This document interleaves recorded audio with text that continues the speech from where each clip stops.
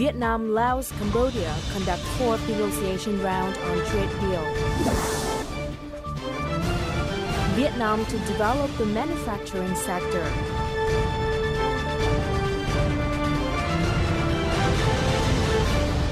Hello and thank you for tuning into another edition of BizLine brought to you by VTV International. You are with me, Lina Phat, and as usual, we start our show with several headlines in the economic and business scenes for the past week.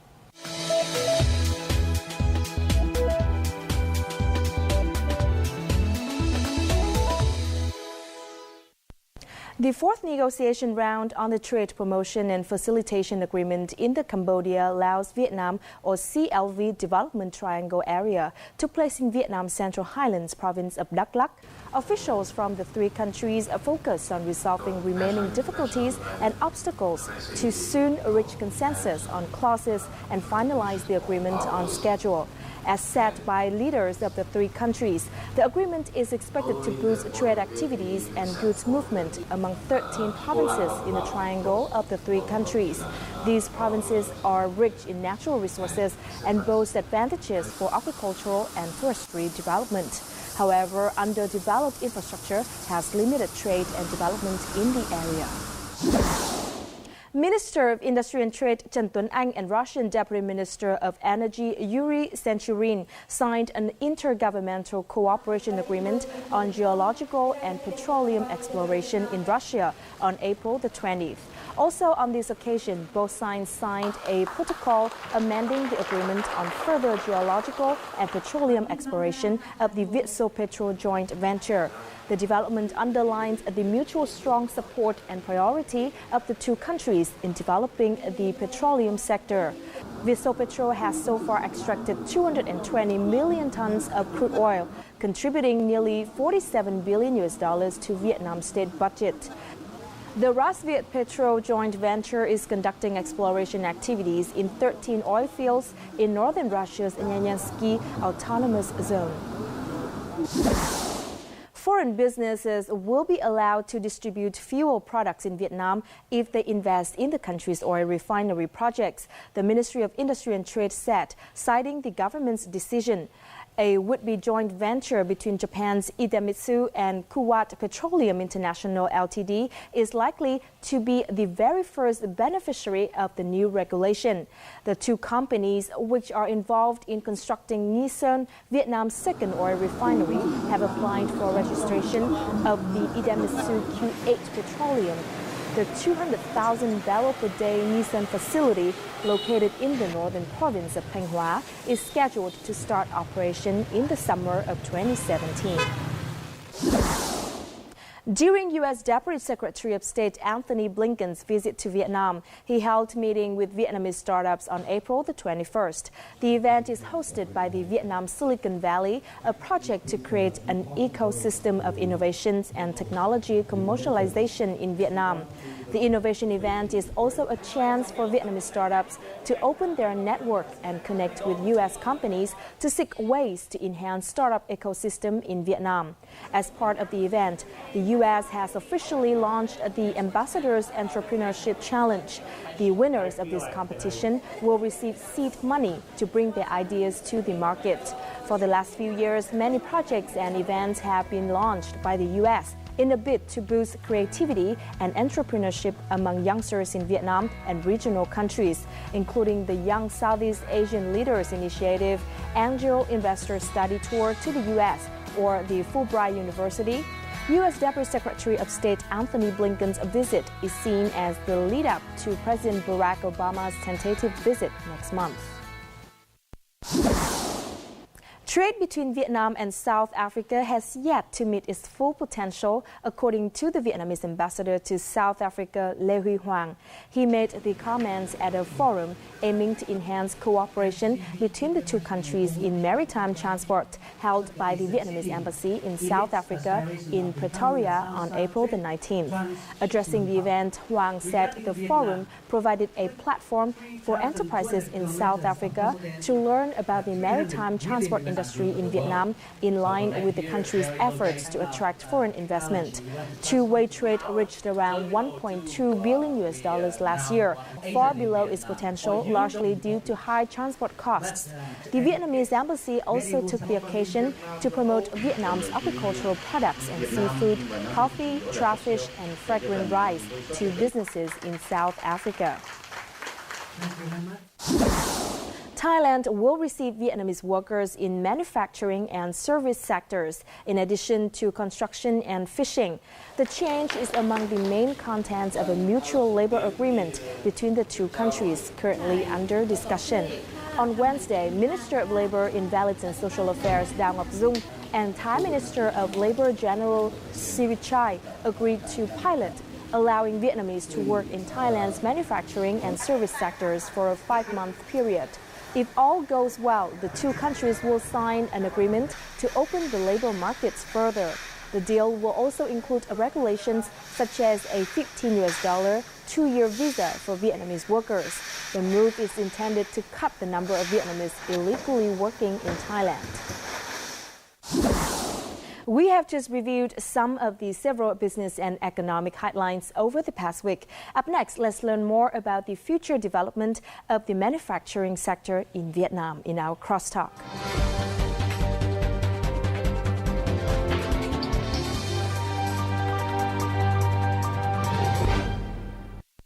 The Vietnam support industry is still young and underdeveloped. Local firms are now just able to handle simple assembly, the lowest value-added stage of the whole production chain. While Vietnamese businesses are struggling to find the way out, a huge wave of investment from neighboring countries, especially Thailand, start to gain popularity in Vietnam.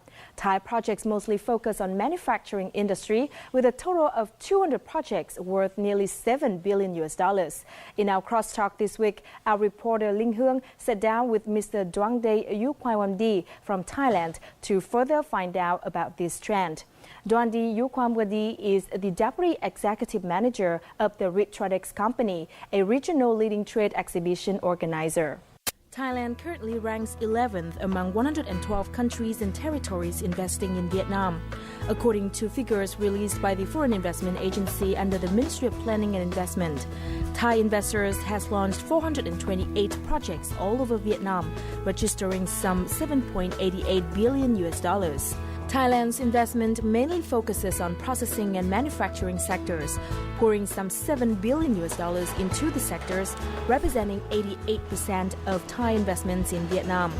The most prominent contracts are world-leading industrial zone developer Amata's $1.6 billion co-project with Tuần Châu Group to build an industrial zone in Quảng Ninh province, which will come into operations by 2030. The 700-hectare industrial city located in Bien Hoa City. So far, 130 businesses have registered to locate their factories in the city. Siam Cement Group, or SCG, takeover of 85% stake of Vietnam's Prime Group in 2012, which is valued at $227 million. With Prime being the biggest ceramic tiles producer in Vietnam, the transaction has been so far the biggest trade deal in Vietnam's construction sector. Burley Juckers takeover of Metro with $880 million. Thai Central Group's acquiring a 49% stake in owner of Nguyễn Kim, one of the largest electronics malls in Vietnam. Thonpo Thailand Funds purchase of 5.32% stake of Hoàng Huy automobile manufacturer at $6 million. Thai leading automobile manufacturer Charat Chakan purchase of 27.5% stake in the owner of Vietnamese partner Trường Long. Statistics showed that most of Thai foreign investment transactions are conducted under joint ventures with total value of $5.5 billion. It is followed by 100% foreign ownership, while a small number of businesses follow business partnership.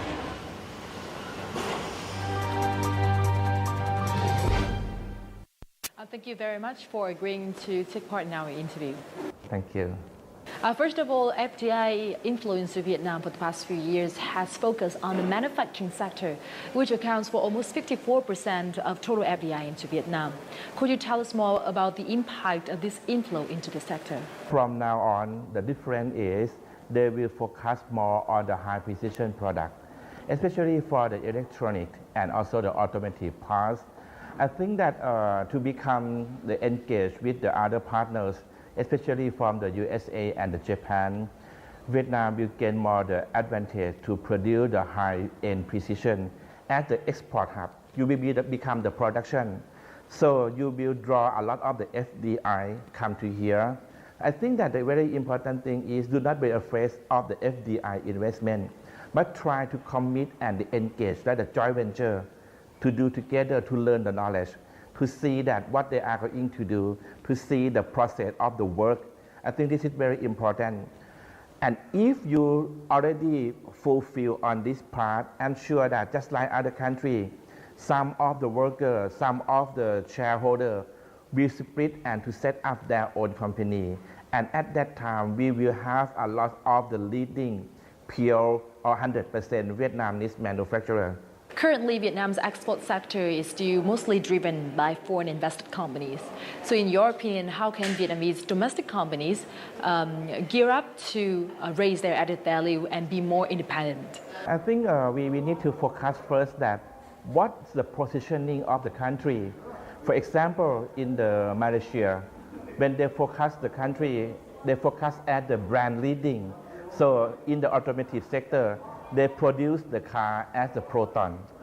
But for Vietnam, I do believe that you don't position to produce your own brand, but you position your country as a supporting industry.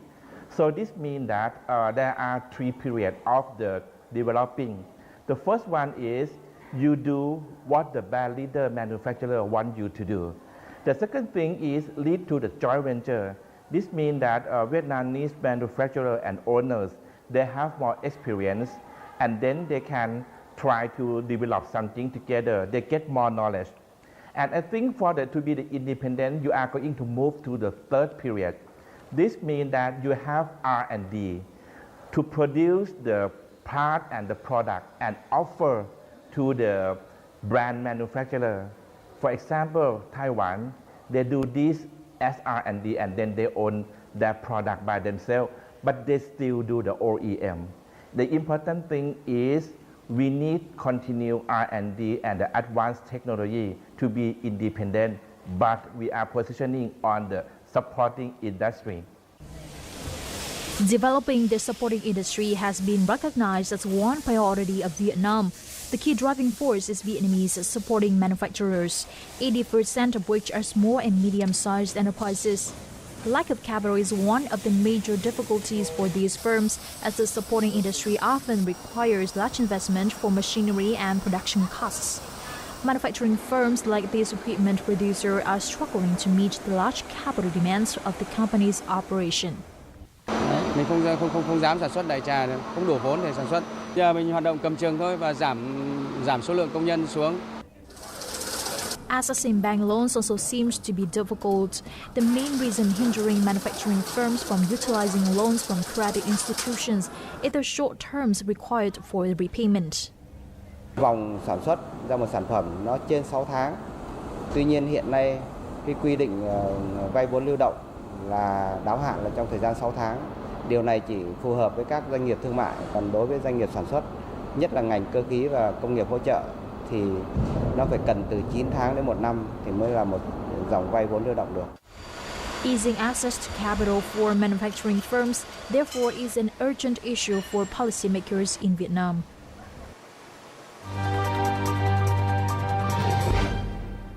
At the moment, Vietnam does not have a strong supporting industry, and that's why it has been very hard for the country to really integrate into the global value chain.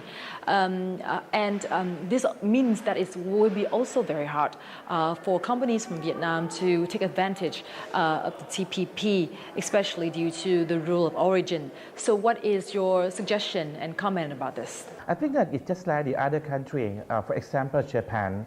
In the first time when they commit to the manufacturing sectors, they still need to copy and learn from the European country and the United States.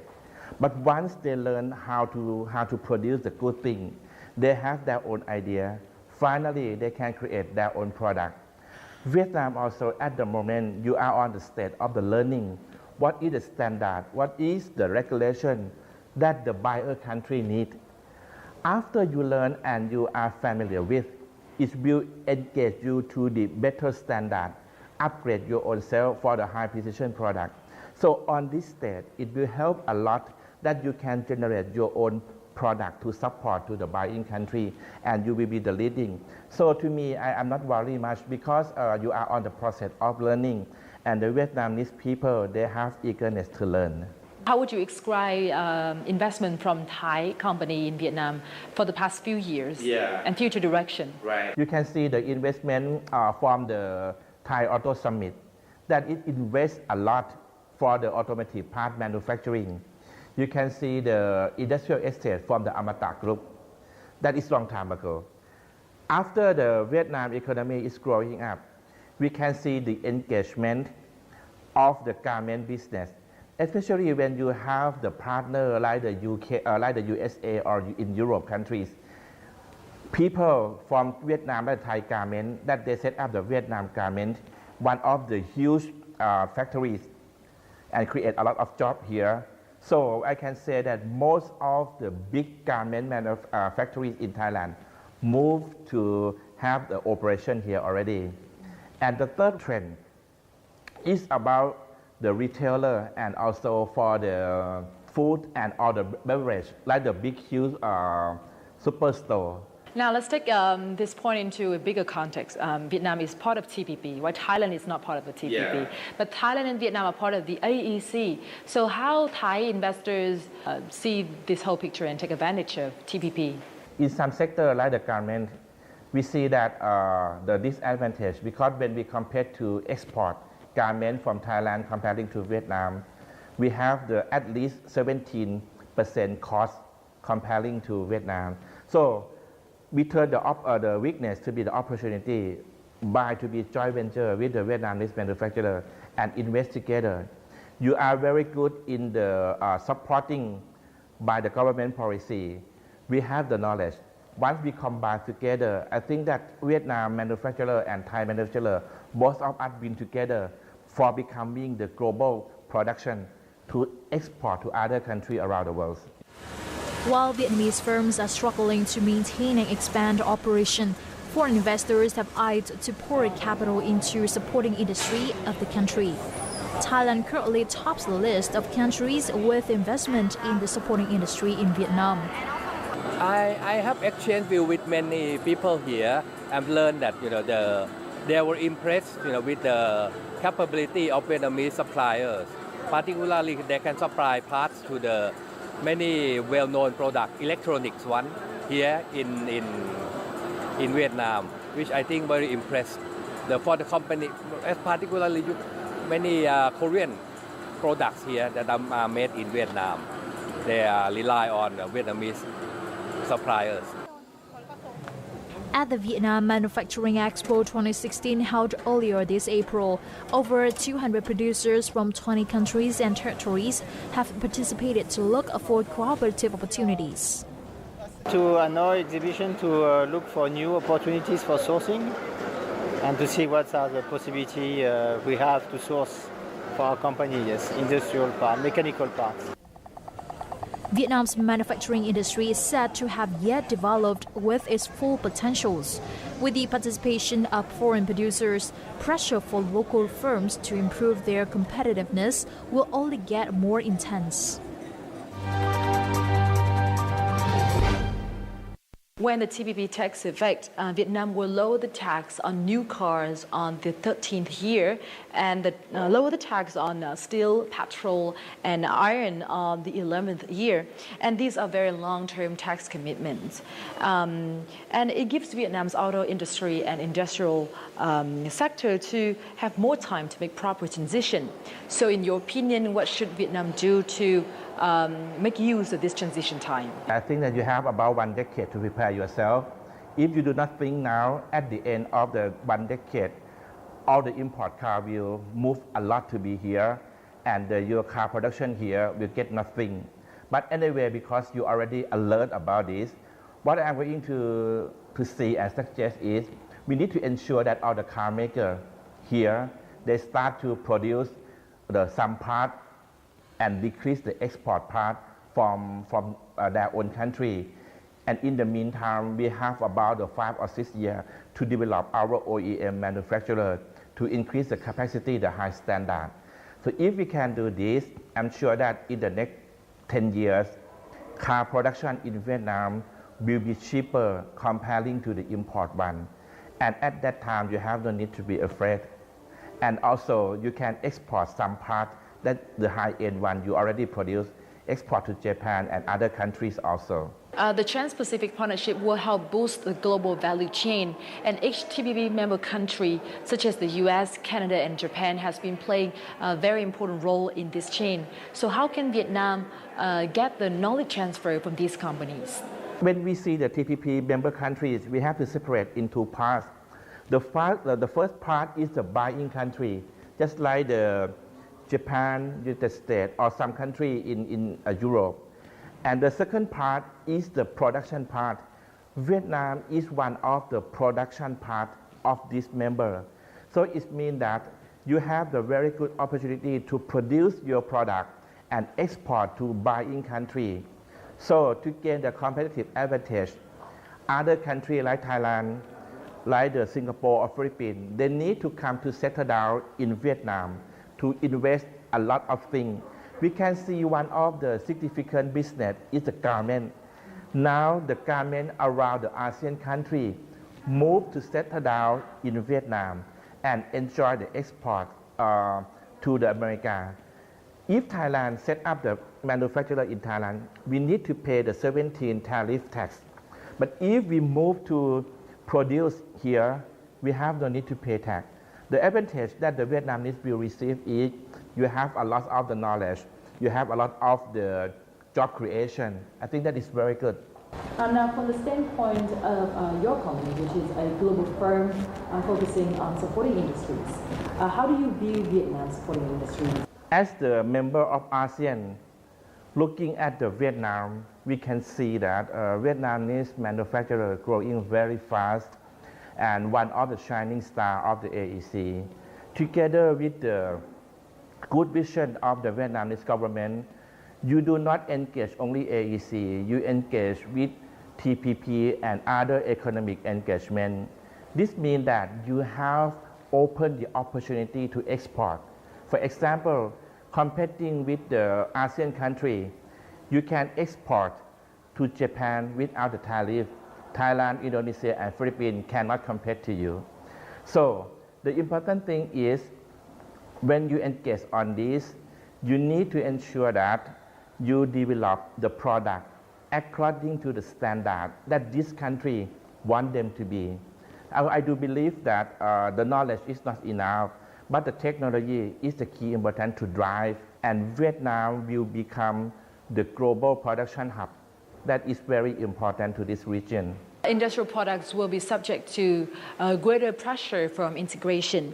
So as an exhibition organizer, how will your company try to engage Vietnamese manufacturers and industrialists to really catch up with business opportunities? Do the networking, bring the buyers around the ASEAN, including the Japan, come to meet the manufacturer in Vietnam and let them engage the business to learn, understand each other. Yeah. Part of the solutions to help supporting firms is to improve the weakness of Decision 12 issued by the government in 2011. According to Decision 12, supporting firms are able to get loans with preferential interests at as low as 0% with total amount of up to $5 million. However, until recently, not so many firms have succeeded in getting these loans due to the complicated requirements as well as the short-term repayment of 6-month cycle. Chỉ có mười mấy đơn vị tham gia trong tổng số tới mấy trăm đơn vị. This La Phuc company is one among those that has successfully applied for a $4 million loan. Nếu mà không có chính sách mà kích cầu của thành phố thì thực sự ngay chính La Phuc cũng không dám vay. Bởi vì cái lãi suất làm ra thì sẽ không trả đủ cho cái tiền lời ngân hàng. Not so many firms have been as successful as La Phuc in applying for those loans. Thus, there should be measures to enhance the effectiveness of government supports to ease access to low-cost capital for manufacturing firms. Now let's talk more specifically about the automobile industry. Right.